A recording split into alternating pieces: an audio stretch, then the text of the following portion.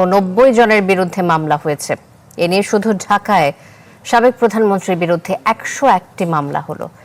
এদিকে July August গণহত্যায় উস্কানিতে অভিযুক্ত করা হয়েছে 32 সিনিয়র সাংবাদিককে।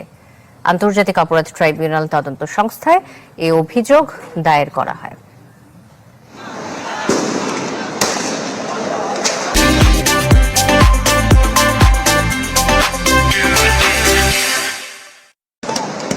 জুলাই আগস্ট ঘিরে ঢাকাসহ সারা দেশে যে গণহত্যা ও গুলির ঘটনা ঘটে তা নিয়ে পলাতক শেখ হাসিনার বিরুদ্ধে প্রথম মামলা হয় 13 আগস্ট।